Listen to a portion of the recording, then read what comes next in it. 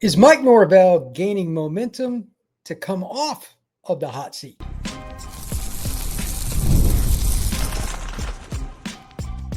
You are Locked On Seminoles, your daily podcast on the Florida State Seminoles. Part of the Locked On Podcast Network, your team every day. Welcome back into Locked On Seminoles. I'm your host, Brian Smith, longtime college football recruiting analyst. Thank you for making Locked On Seminoles your first listen each and every day right here on the Locked On Podcast Network. Today's show is brought to you by our friends at FanDuel. Right now, new FanDuel customers who bet $5 and win that first bet can gain $300 in bonus bets to use across the FanDuel app.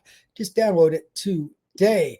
We're going to be talking about several different things today that are kind of fun. One, we're going to do the mailbag. We have had a blast with that. I didn't even put it up on the sidebar for those of you that are on YouTube because it's just fun and everybody seems to enjoy it. I've got some pretty interesting comments and questions regarding recruiting and everything else that goes on. That'll be a little bit later on in the show. Speaking of recruiting, Florida State's been red hot, and it's one of the reasons that I wanted to do this because what is the basis of it? Why are Florida State's recruiting efforts all of a sudden shooting up so much? And that leads into the point that I want to say right off the bat. I have a strong inclination, no intel, just my own inclination, that Florida State is at least considering pivoting away from getting rid of Norvell and instead using the resources, much like Florida did last year, to spend on recruiting instead of using that money for a buyout for the head coach. Am I wrong? Very possibly. And to be honest, I hope I'm dead wrong. But just hear me out here. They've gained 3 commitments in about 48 hours. They've gained commitments despite the fact that everybody seems to think Norvell's on the hot seat. They've gained commitments despite the fact that some of these kids were local. Some of these kids knew about Florida State for a long time. And they commit now when Florida State, they got to win against Wake, but that's not that impressive. Why is it that Florida State is all of a sudden just rolling in recruiting for the most part? What's the deal? I don't know for sure, but I think it's pretty interesting. I do want to note that this is still a fluid situation. Tadarius Hughes, who I thought might flip for a long time, he picked Syracuse today. He was arguably Florida State's best recruit. He's certainly one of the top 5 or so. He flipped from the Noles to Syracuse. That hurts. Like, this is becoming a trend. I've said it before, Fran Brown is a problem for all the schools in the state of Florida, FSU included. One of the best safeties in the country. He's from Miami Northwestern. He has flipped his commitment from FSU to Syracuse. So that is the other side of this. So maybe my theory is not right. But at the same time, again, do we know for sure that Florida State wants to go through with this with all of the following still in play? Auburn just came open. LSU just came open. Florida's been open. Penn State's been open. Virginia Tech is, etc. So not just head coaches, you've got to hire an assistant staff, etc. There's a lot of fluidity if you make a coaching change, especially after Michael Alford, the AD for FSU, said, we want to make a full-scale evaluation, meaning end of the season, and then go with it. End of the season, by the way, the last game against the Gators is 4 days before National Signing Day. So you could pretty much kiss that recruiting class into smoke because anything is possible this last few days. You're going to lose some kids if you do that. But right now they're on the verge of getting to 30 commitments. It is a weird conundrum because you like seeing the talent come in, but are they going to sacrifice the coaching situation because they don't want to spend it and they're just going to dump cash into recruiting? It's not a terrible thing, but there's no way around it. Florida State is not going to be where they need to be with Norvell as the head coach, in my opinion. Anybody that has a different opinion, jump right into the chat and fire away. But that's my thought. So with that being stated, actually I've got a few people already in the chat. Go ahead and comment whatever you want to talk about. But it's going to be a really interesting next month.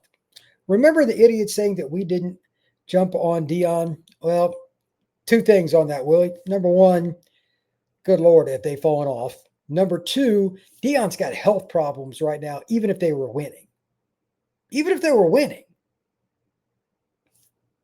That's, I hope Deion Sanders gets it taken care of, but he's got blood clots and different things that have come and gone. I don't know where he sits with that, but he thought they had come back as of a few weeks ago when he was talking about his health situation, unsolicited, mind you, at his own press conference for University of Colorado, saying his leg was hurting real bad. He knew the blood clots were back. And I'm like, whoa, nobody's going to take him anyway. And now they're losing on top of it in real bad. They look terrible this weekend. X-Man, Mike needs to go like yesterday. No arguments at all. I think that there's a pretty good chance that most of the folks that are, shall we say, interested in Florida State winning would agree with you. But what's your take, though, X-Man? Do you think Florida State is at least considering dumping cash into the recruiting, kind of like the Gators did last year? That way it's a little cheaper. You improve your roster and give that coach another year. Am I off base with that idea? I really don't think I am, because I don't think this is a one-off situation for the Gators. If Florida State did it, it wouldn't be surprising. If several other schools did it, it wouldn't be surprising either. Arkansas kind of went that way last year. Sam Pittman. There have been several other circumstances. This is not a newsflash. I could see a lot of different schools kind of go on this route, at least for a year, because you've got to have big money coming in one big pile to make it work. Because the bottom end number, like bottom, if they were to flip from Norvell and this staff, and several would probably turn over, and you bring in another staff, at least, all but like 2 assistants, $100 million would be the low end number. The low end number. That's how expensive it is. So I think that's a possibility. Andre Bucks, I think Alford is about to jump ship and leave us in a mess like Wilcox. Well, I'm glad you brought this up. This is a very important topic. If you take nothing else from this show, this might be the best. If Norvell was canned, would you trust Michael Alford to even be involved in the decision, let alone being the guy that is steering the ship? Correct me if I'm wrong here in the chat, but Mr. Alford, while I'm sure he's a good man, likes Norvell and would like to see him succeed to a point. I'm not sure there isn't some bias there. And again, it's his job to balance the budget. There's no way to balance the budget and Florida State win right now. There's none.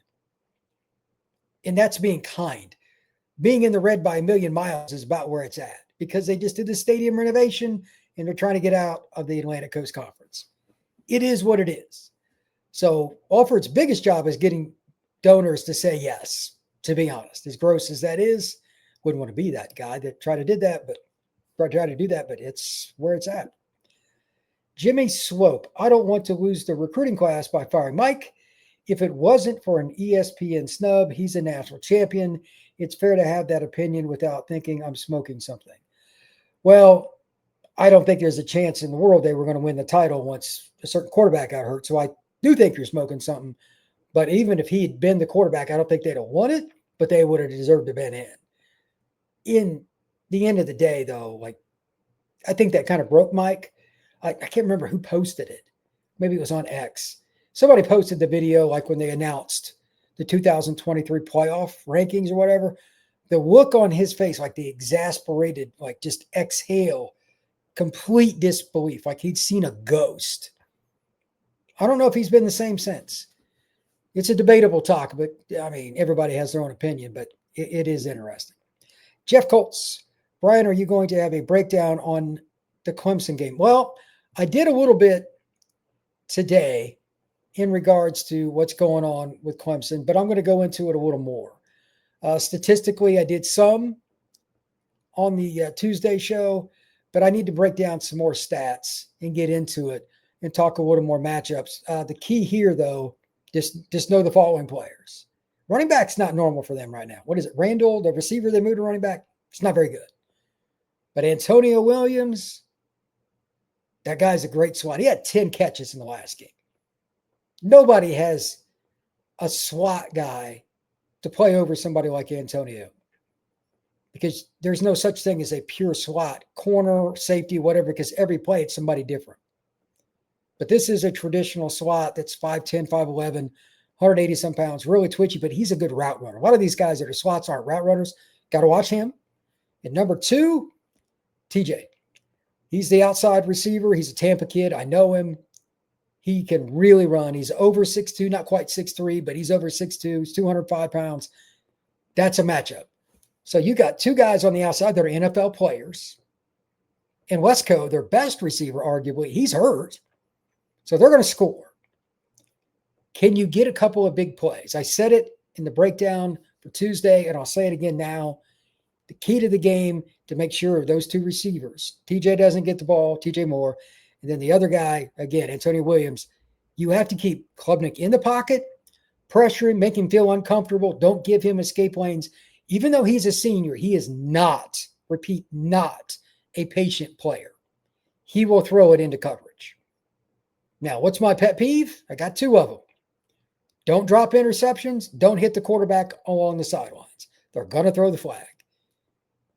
When that play happens, especially in Death Valley, where you have a freebie, you must pick it off. It's going to be a close game. Must pick it off. And I'll go into it more. I haven't really dug into Clemson's defense yet, but my God, they were obliterated by Duke. And I know they got Mintz's an NFL quarterback, 100%. I know it's hard to believe at Duke, but he is flat out an NFL quarterback. But it was just like Swiss cheese. They have no running game, none. And they still gave up 46. That is pathetic. I have no idea what's going on with Clemson's secondary, but it is bad. Jimmy Slope, I agree with you there. He has not been the same since the snub. I get it. Like, I'm not a Norvell guy. I think everybody knows that, but like, that's hard to take. And I get it. You know what? You pour your heart and soul into it. You have a great season. Your quarterback gets hurt, and then you don't get it. I get it. Like, I understand why the committee did it, but if you're Norvell, you're not going to accept that very well. Your players didn't. As soon as it came on, guys were walking out of the room. Like, in a lot of ways, that the program blew up once that was announced. So, but at the same time, Norvell didn't plan for the long term afterwards. He had recruited high school as well, and it still would have been bad even if they made the playoff because the roster was so senior dominated with all those transfers, and that's why we're in the spot we're in now. Rhinos, Knowles basketball looking good. I haven't had a chance to even look with all the junk that's going on with the coaching stuff. I haven't even watched Florida State's basketball team yet. That's sad. I mean, I've seen some highlights, but I haven't seen it, and I need to because I can't wait to get into basketball. For the record, I will cover it this year, but like this month is rough for me. Next month will be a little bit easier. After signing day, which is December 3rd, I'll actually be at a basketball game a few days after that. It'll be basketball and portal then. Season will be over. It'll be much easier for me to cover a little bit of everything. I'm kind of looking forward to it. What did you think of FSU, despite saying good? Like, can they play defense is my question. Usually first-year coaches, they can get some players, but the best defensive guys are usually in the top 10 teams. That's what separates the top from the middle of the pack. Florida State will beat Clemson, says Champs 998. Okay. Why do you say that? By the way, I'm picking Florida State right now until I get into it deeper. Right now, I'm leaning Florida State because Clemson's defense is so bad, it's embarrassing. Like, it is horrific. I have no idea why, because they don't have 1, not 2, but 3, flat out. No ifs, ands, or buts about it. NFL players in their front 7. 3. And they still are getting killed. Mind-blowing. Fashawn, what's up, man? What's good, Brian? I get Mike is not it. I think he stays if he runs the table or just one loss. Okay, let's bring up what Fashawn's talking about here. And this is the schedule remaining. After this, I'll go to a quick break and we'll be back for the duration of the show. If Florida State only loses 1, it would be to one of these 4 teams. They got Clemson, obviously, this weekend in Death Valley. Then they have their last home game against Virginia Tech. That is a sleeper game. Do not discount them. I don't know who that interim coach is, but he's got them playing hard. They're not great, but they're physical. If you screw around, which Florida State certainly did against a team by the name of Stanford, it can happen. Then the last 2 games are kind of goofy. You have NC State on a Friday night in Raleigh. That place, There won't be 5 sober people in the stands. It'll be bananas. Friday night game, etc. Who knows? Their defense stinks, but they can flat out score. They got 3 or 4 skill position guys that are playing the NFL. And that running back is big time. And then on top of that, of course, you've got the rivalry game with the Gators down in Gainesville on November 29th. Who knows how many of the Florida players with what's going on are going to be bought into that game. And the same with Florida State. I have no idea how that game is going to go. If either one of those teams won by 20, you could convince me of it right now because we don't know who's going to be bought in and who is not. That sucks, but welcome to college football in 2025. I'll come back into the chat here in a second. I'm going to do one quick break, and then we will be back with more Locked On Seminoles. Today's show is brought to you by our friends over at FanDuel. Right now, we need to be talking about the NBA because it is back, and there's no better place to get on the action than FanDuel, the official sports betting partner of the NBA. Even if you missed the start of the game or want to ride out the hot hand, FanDuel has live bets on everything from who will score next to fourth quarter comebacks. Plus, when you can even combine your live bets into a same-game parlay, why not? For a shot at a bigger payout. It keeps every game exciting, especially when your team's making that late push. Right now, FanDuel is giving new customers $300 in bonus bets when you get that first $5 bet victory. Head to FanDuel.com, sign up, and play your game with FanDuel, the official sports betting partner of the NBA. Once again, thank you very much for checking out Locked On Seminoles. Appreciate you stopping in. If you have not already, hit that like, hit that subscribe, become an everydayer right here on Locked On Seminoles. Coaching news, recruiting news, transfer portal, anything that's going on with not just Florida State, the Atlantic Coast Conference, getting out of this league, hopefully sooner than later. And there's just kind of what's going on with college football and all the head coaching stuff. I love digging into that. I have more texts and comments back and forth with friends and colleagues around college football about that than anything else right now. And I'm a recruiting guy. That shows you how much I'm into it. But with that stated, time to get back into the chat a little bit. Let's see here. I don't know where exactly I was in this, but let's see. Is it this one? Okay, that was for Sean. Now let's see. Yeah, this is a good one. Rhinos, I kind of think you're right on this one, man. At least some of them. Rhino says, Clemson, their defense quit on the team. Again, I went and looked at the stats a little bit ago. Duke had 78 rushing yards. Now, if you'd have said that and not known the score, obviously the final was 46-45. If you said Clemson holds them to 78 rushing yards, I'd have said they won by 2 scores, 34-20. They gave up 46. How do you hold a team to 78, which is phenomenal, and lose? That is garbage, especially when your offense was clicking. Klubnik went off. He was 27-36. He had 75%. And he got an L. I think that there needs to be, I'm not in tune with what's going on in Clemson's locker room here, but are they going to have a team meeting? Like a players only? Because I agree with Rhinos. How on God's green earth, with all the talent that they have, is Clemson giving up 46 to Duke in Death Valley? Again, this is why right now, as I do this live show on a Tuesday night, believe it or not, I'm leaning Florida State straight up in that game. At least their defense is playing hard. Can we say that about Clemson? No, I don't think so. I don't think so at all. Marcus Bagley, we can't fire Mike now. Too late. What do you mean too late? Too late for what? I think it's too late is like it should have been done already, but let's get it done. That's what I say. Loading 7710, we need to fire Mike as soon as possible. That's what I agree with. To that end, let me jump back into some of the comments that I have on why I think Florida State might not be totally leaning into it.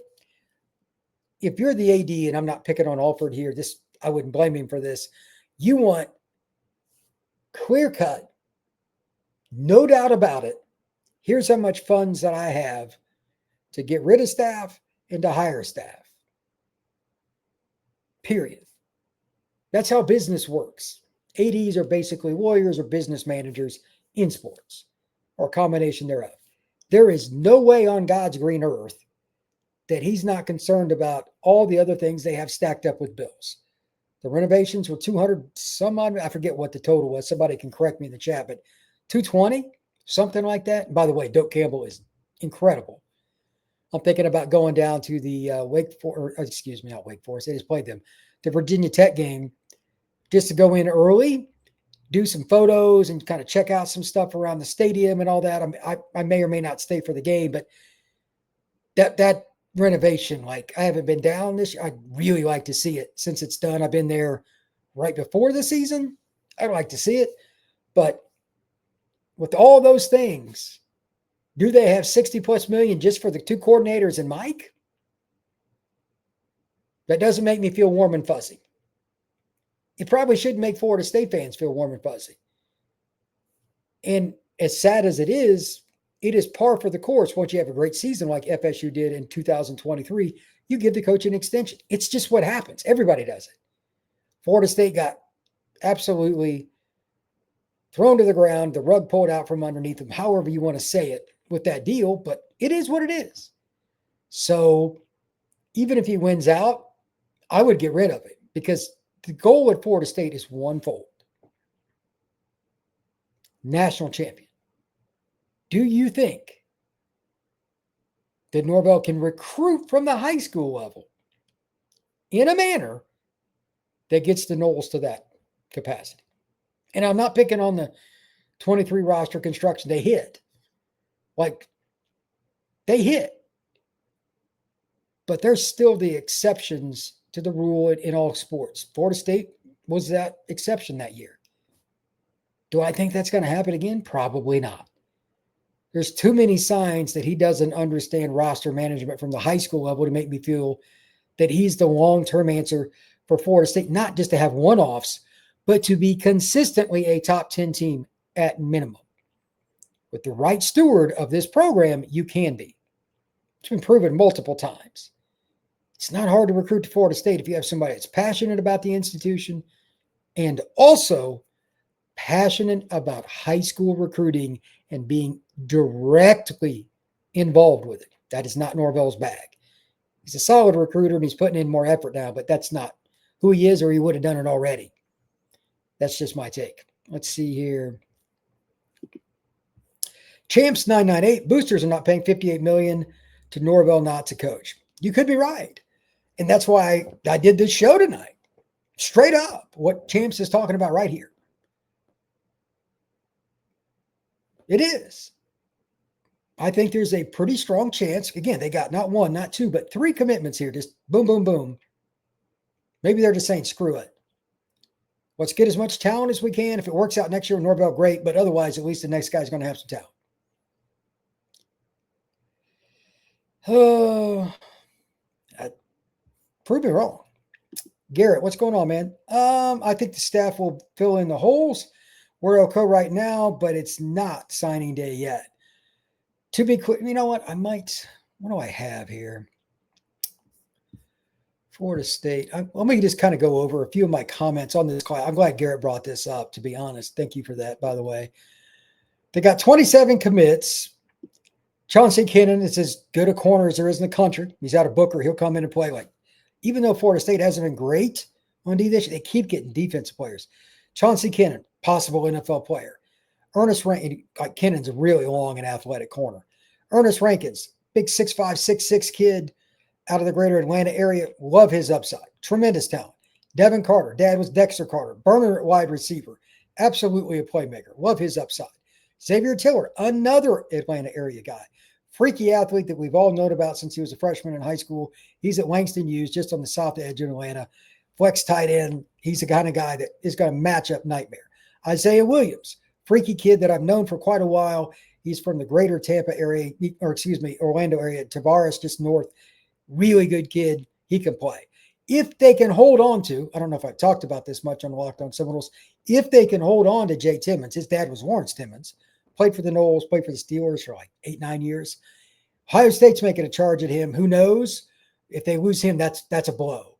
But he's a corner. He lives in the greater Pittsburgh area where his dad played. He's a stud. Brandon Bennett, 10'4", 100-meter kid, wide receiver out of American Heritage. He can absolutely play. Ephraim White, one of the kids we all knew about in the recruiting services for a while, plays at Vero Beach. He got offers early. He could fly. He could play corner. He could play free safety. He's all kinds of things. Probably a receiver at FSU, but we'll see. Jaden O'Neal, Mustang, Oklahoma. He's a kid that's a big pocket passer who can also move, run some RPO. He gives you a chance no matter what kind of offensive scheme that you run. Jonah Winston is Jameis Winston's brother, or I think it's his brother. 5'9", 155 pounds. He can really run. He's a kid out of Hoover, one of the better programs in the state of Alabama. Jason Lopez, Sean Madonna, receiver. He's a slot guy. Athletic as all get out. Going to hoop and play football for the Noles. He just set some records in receiving. That's a guy that absolutely has a chance to play early. He's got the ability and the moxie to handle the jump from high school to college. Watch out for Lopez to make some moves for FSU next year. Tico Crittenden, defensive tackle out of Lithonia, Georgia. Another Atlanta area kid, 6'4", 300. Sean Johnson, the one kid they've got out of DC, a safety, could possibly play corner. He's our Archbishop Spalding. Really like him. He's an underrated kid. Deron Parks, he's moved back to West Virginia, but he did play down in Sarasota. Massive kid, probably play inside. And if he gets the ability to lose the weight, it takes it seriously, he could play tackle as well. Great feet and really nice kid. Darrell Bell, one of the best safeties in Florida, out of Barbara Goldman, just outside of Miami. Florida State got him early, and he's a heck of a player. Corbin Fordham, his dad was an offensive lineman for the Noles, so he's a legacy. He's from the Bowl School, flex tight end, really good. Whitley Cadeau, he's a kid from Booker T, Washington, in Atlanta. He's a little bit underrated. I'm surprised Florida State was able to get him. Another Atlanta area kid. Jacoby Green, offensive lineman from just outside of Tallahassee, 6'3", 330 pounds. He's an earth mover. He'll be an interior offensive lineman. Love that they're keeping some of these closer to home kids right there. Speaking in Gadsden County, his teammate, who just committed to the Noles, Dalen Green, listed as an athlete on 24/7, but I think he will be that overhang safety / nickel / slot, and occasionally, depending on down and distance, nickel and dime. He could play will linebacker, and if he gains enough weight, he'll end up at will linebacker. Darion Williams, this is a kid out of Plant. He could really run. Tampa Plant's had some really good program players for a long time, but this is a kid that's a special athlete. He can play corner or be whatever you want. Chris Carbon, this is a really important recruit. He's a kid they just got another kid out of Atlanta. Shocking. Edge rusher, he could be that weak side end in a 4-3 or the stand-up guy that they call a jack in the defense currently being used at Florida State. They needed that. They need another one, to be honest. But there's a really good need for those kinds of guys at every school. Everybody wants pass rushers. So we'll see what Florida State does. Franklin Whitley is the guy they got today, 6'6", 265. I haven't even had a chance to look at his film yet. I'll probably talk about him a little bit more in the next day or so. But 6'6", 265 out of Greenville, South Carolina. Clemson wanted him. That's all I needed to know. This is a good class. Florida State has potential with it. Is it where I want it to be? Excuse me. In terms of totality? No, but it's still pretty good. It's not like it's chopped liver. So I think Florida State's in a pretty good spot considering the season they've had and Norvell's situation. Just wanted to say that. Let's see here what we got. Jay Corner. Mike recruits like he's still at Memphis. He looks for the diamond in the rough players. I think there's some truth to that, but I just don't think recruiting is natural to him. He tries, but for some reason they're not getting some of those kids. Even after the 23 season, they didn't get a lot of those kids. You know what I mean? I just don't think he's a great recruiter. Champs 998, most of the teams that fired their coach will be even worse after the new coaching hires. It's quite possible. You're not wrong. William McMillan. So glad Miami is not going to the playoffs. Thank you, Mario. He is a terrible November coach. I want to say in his tenure at Miami, he's 4-11 in November. It's terrible. He really is. William McMillan, do you think Jason Lopez sticks with the class? As long as he wants to play hoops, his best option is Florida State. And I'm pretty sure he does. He can ball, too. He's a good hooper. Let's see. The defensive end that we got yesterday is going to be a player. I mean, I don't know which one for sure you're talking about. I like Carbon quite a bit. He's the kid out of Hillgrove. It's one of those tradition-rich programs in the Georgia, like greater metroplex of Atlanta. Like, you don't have off weeks there. You know, I was watching the film. I'm like, this is what it's supposed to look like physically. He's a little raw, but it's pretty important. I think they are cousins. Okay, if that's Winston, I thought it was his brother, but if it's cousins, whatever, it's obviously Winston's family. Regardless, I think Florida State's class is better than what people are giving them credit for, but they don't have that one just bona fide dominant guy on the offensive line. That's the one thing that I would really like. Aaron Thomas is back on the market. Want to throw that out there. That's very important. I think that we need to get into that a little bit. He's a guy from Arizona. We'll talk about that over the next few days. He decommitted from Ohio State. How do you feel about our D-line class? Honestly, I like it because it fits what they're trying to do. It's got a lot of size. And now that you got the Carbon kid, you finally have a pass rusher. This is type of, like, if you're going to recruit at Florida State, they got, 6 guys? They have a lot of juniors, seniors, and fifth-year seniors. They needed this kind of class. Is it perfect? No. But like Rankin could call LSU, Ohio State, whatever, and go. And they got a few guys that got the size and the physical nature, like Carbon. There were 3 stars that I think are a little underrated. I'm happy with the D-line class. Let's see. Jared Williams says, Aaron Thomas is coming home. He could be. He could be. I'm going to read off a few of my mailbag comments. These are just stuff off YouTube. It's kind of fun. A little bit of variety here. All right. Ron Star, 45 on God. I like number 40, Amari Williams. He has the physical tools to be our next Jared Verse. That young king is about to go sack quarterback 1, All-American, before he leaves Florida State. Real quick, I've talked about Amari a couple of times, actually, in the last week. He might be the most important underclassman on the roster, even more than Mackay, because there just aren't enough guys that fit that outside linebacker spot in terms of a length, athleticism, and mentality standpoint. You can't have just 2 or 3. You got to have all of them. The long arms, the ability to bend, the ability to just burst off that edge and want it. Like Amari wants it. That matters. He's a really good talent. Hopefully he takes that next step because of, like, he's focusing on defense. And next spring we'll see that. Probably won't know until then, though, when you can get a little more information out of the staff. Floyd says Mike is staying and he and the staff are still recruiting hard. I don't know if that's good, Mike, but or Floyd, but whatever, buddy. I mean, I hope you're wrong. Jay Smith says we need some dogs, and a fire-up question to that is Tech Matex. Mike Norvell and his current AD can't get those anymore. Talking about dogs. For those that don't know, that just means guys that really want it. I think Florida State can, and they have some in this recruiting class too. Like Jason Lopez, for instance, is a great example.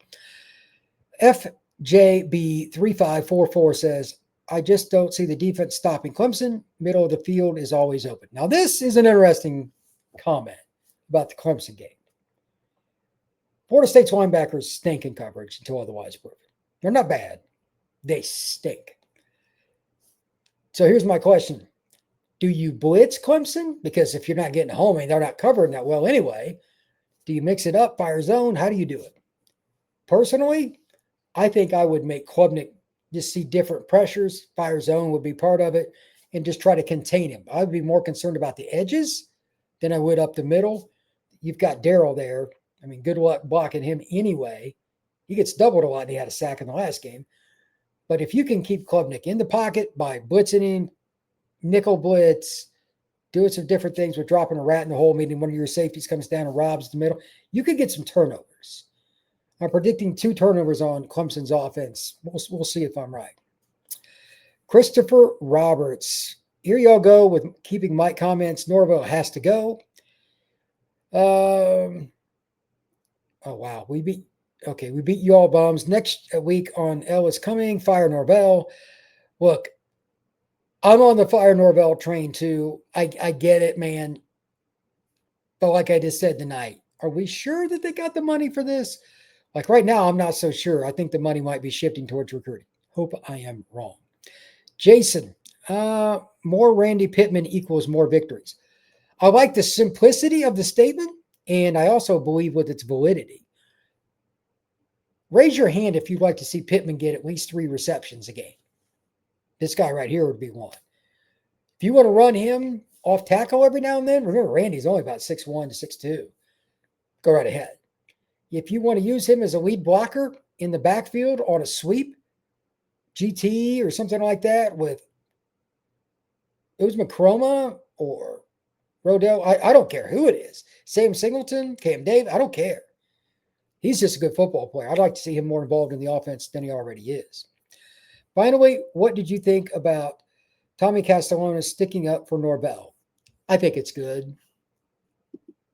For those of you that don't know, Tommy went out of his way, like, I'm trying to save jobs, etc. Okay, great. But what else is Tommy going to say, I guess? I like Tommy. I know Tommy's a good dude. He came to Florida State. He wants to be successful. The season has not gone the way he wants. But it just is what it is, man. It just is what it is. He spoke up and saying he's trying to save jobs. I'm okay with it. I don't have a problem.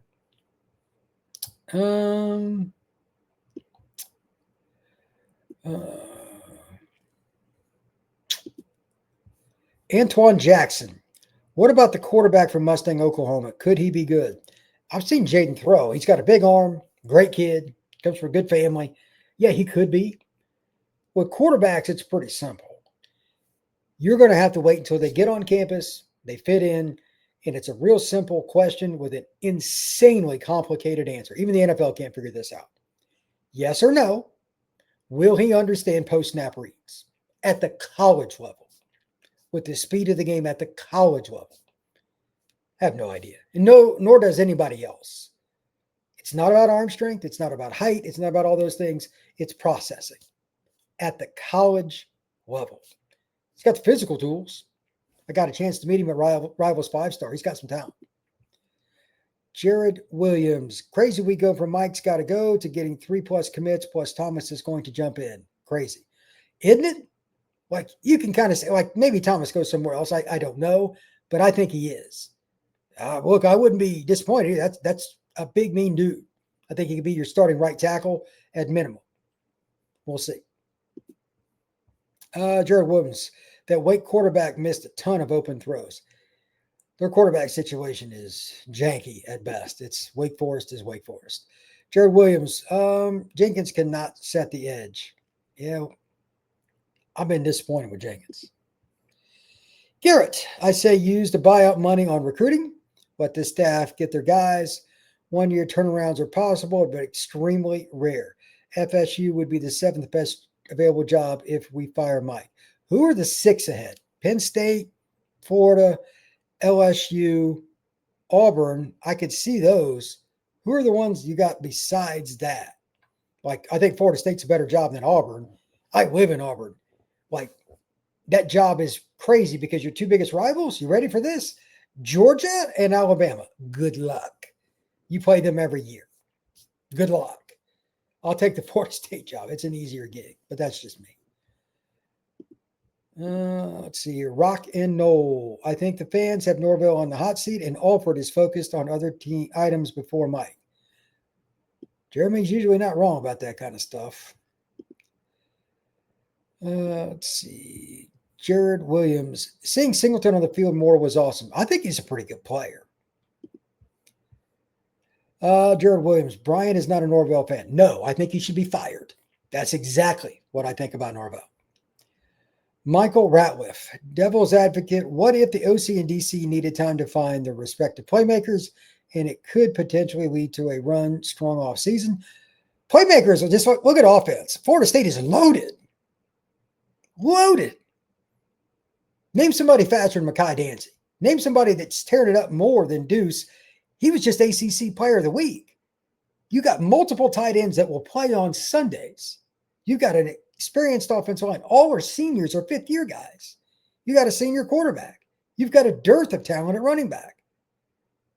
And there's still games where they don't play well. Like they had 13 points against Stanford. Stanford. It's unbelievable.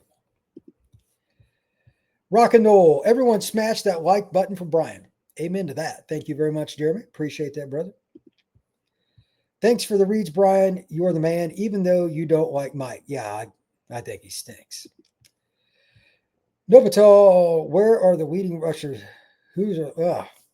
This is a great question. Who's going to lead the Noles in rushing this week? Well, there's another part to that question. Who's going to play for running back positions at Florida State for this next week, the week after? It changes every week. It's bizarre. There were games where we kept hearing, oh, Rodell's going to play this. He has, they have lied so much about the depth chart in the injury report. It's garbage. Anybody out there betting on Florida State, I'd advise you stop, because there's not going to be any accurate depth chart information. Zero from Florida State's Mike Norvell. He is horrible. So who knows, man? But they always seem to find somebody to do pretty well. Sawchuck would be, that's what Williams said. Yeah, if I had to guess, but are we sure it's not Singleton? Are we sure? I mean, with this offense, this is kind of funky. It's not out of the question. And in a cool way, if Danzy takes 180 yards on a reverse and leads him in rushing on one carry, he is a freak, an absolute freak. Jared Williams, do you like the D-line we got today? I haven't watched him yet. I haven't had a chance. I'm going to try to do that tomorrow morning and either have a show midday to late afternoon on Wednesday, or go ahead and just have something for Thursday. I need to get a full couple hours to watch film comparing to some guys. And right now, time is really limited. C. Brown, RIP3. Who's the best player in this upcoming recruiting class, and what currently available coach can bring a chip to FSU? There's a lot of coaches that could. I just don't think Florida State's going to get an A-plus guy. As far as the best player in this class, man, that's hard. Rankins, I think, long-term, but linemen don't hit immediately. One of the skill guys, Isaiah Williams, possibly. I don't know for sure. They've got 4 or 5 guys that are defensive linemen that long-term are good, but out of that group, I don't know. And they got all those, like Ephraim White could be a stud. It's really hard to say. They got a lot of speed in this class, though. Bennett's a 10-4 kid. Really good group. Garrett, for the record, I'm not Mike's biggest fan. I have my worries, but this is a year one staff. True. If we can afford it and next season won't be a disaster, then I would be okay with it. Okay. I get you. Fine Flacco. Who's the ideal replacement for Mike? Ideal? I don't know. I don't think there is an ideal candidate right now. I don't.